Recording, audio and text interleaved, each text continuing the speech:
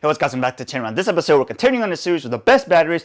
And on this episode, we're going to talk about DollarTree again, except we're going to talk about the E-circuit zinc-based batteries from DollarTree. Otherwise, everybody knows the zinc-based batteries as heavy-duty batteries. So we're going to talk about that one from DollarTree because you can get 8 of them for about $1.25. I believe they used to be $1, but recently they went up to about $1.25. So, you know, it seems like a really good deal because you're getting like 8 batteries for $1.25. But is it worth it? And are they really heavy duty, or are you just wasting your money and tossing it out the drain? That's exactly what we're going to find out. So if you want to know more about this battery and if it's worth your money, stick with us.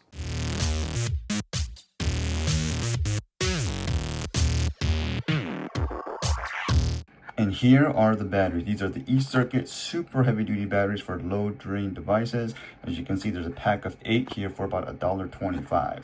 So if you think that that's cheap, you know, think again, mainly because these are not alkaline batteries. It doesn't say on here that they're not alkaline batteries, but it also doesn't say they are alkaline batteries, right? It doesn't say what the battery chemistry is, but they are some type of zinc chloride design, as almost all heavy duty batteries are.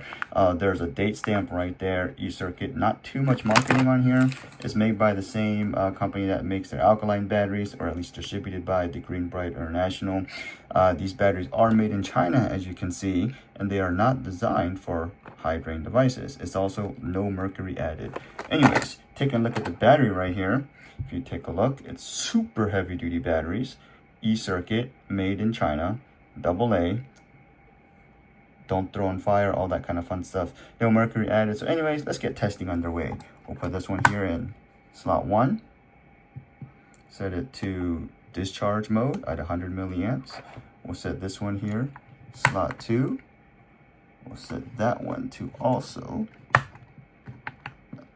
discharge at 100 milliamps. For this one here, slot 3, we'll set the discharge at 200 milliamps. And then we'll set slot 4 here also to discharge at 200 milliamps. And we'll check back in a few hours. Let's take a look at the results. Starting with slot 1, 597 milliamp hours, 358 minutes. Slot 2, 583 milliamp hours in 349 minutes. Slot 3, 498 milliamp hours in 149 minutes. And slot 4, 503 milliamp hours in 151 minutes. Let's see how these numbers stack up on paper. So let's start with slot 1, the 100 milliamp discharge rate test. So slot 1, discharge 597 milliamp hours in 358 minutes. Slot 2, 583 milliamp hours in 349 minutes. Slot 3, 498 milliamp hours in 149 minutes. Then slot 4, which is 503 milliamp hours in 151 minutes. So averaging that out, the 100 milliamp discharge rate, the batteries discharge on average 590 milliamp hours in 353.5 minutes, and then the 200 milliamp discharge rate, they discharge about 500.5 milliamp hours in 150 minutes. So if you think about the numbers already, without even having to look at the leaderboard, you're already going to know where they really stack up. So the E-circuit battery, the zinc carbon-based battery on the 100 milliamp discharge rate test, with a milliamp hours discharge of 590, obviously comes in last place on the leaderboard, behind the Thunderbolt Magnum, which is the zinc chloride battery from Harbor Freight, beating it out at 716 milliamp hours discharge. And the 200 milliamp discharge rate test, E-circuit zinc carbon battery, is also in last place, also behind the Thunderbolt Magnum zinc chloride battery.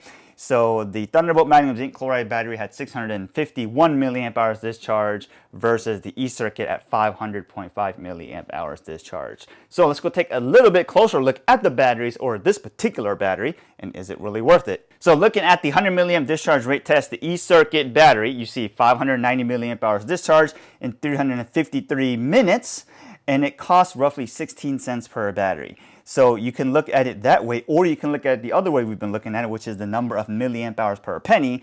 And the E-circuit zinc carbon battery gives you 16 milliamp hours per penny, or 37.76 milliamp hours per penny, versus the Thunderbolt Magnum, which gives you 59.76 0.6 milliamp hours per penny. So the other way you can look at it is, if you're going to buy the heavy duty batteries or the zinc based batteries, it's better to get the Harbor Freight one because it also costs less per battery at 12 cents per battery, and it also gives you more per penny at 59.67 milliamp hours per penny. So if you're going to think about it in terms of you want to figure out, hey, is it the best? Well, 16 cents per battery seems very familiar because if you remember from a few episodes ago, the Amazon Basics industrial batteries are about 16 cents per battery that give you 2,300 milliamp hours. But obviously the downside there is you have to buy 450 batteries at a time. So that might not be realistic. But if you're okay paying a little bit more, let's just say even was it less than 10 cents more, about 7 cents more, you can get the Varta long life batteries, which are alkaline batteries, which are 23 cents per battery, but also gives you 92 milliamp hours per penny. So that's probably the one you want to get, especially when they go on sale, because you can even get them for less. Let's talk about the 200 milliamp discharge rate test because it's discharging at 2 times the 100 milliamp discharge rate. So obviously in last place, 500 milliamp hours discharge is the DollarTree one. If you want to take count the Harbor Freight battery, Magnum zinc battery, it's 651 milliamp hours discharge, and the Harbor Freight battery again is 12 cents per battery. This one is 16. Even at the higher rate of discharge, you're getting 54 milliamp hours per penny versus the E-Circuit, which is 32 milliamp hours per penny. Also, going back to answer that question, remember the Varta Long Life is an alkaline battery and it's 23 cents per battery, and it gives you at the 200 milliamp hour discharge rate 82 milliamp hours per penny. That is close to 3 times the E-Circuit zinc carbon battery for almost, you could argue maybe about 40% more of the cost, right? So you're gonna have to figure out, is it worth the money to you?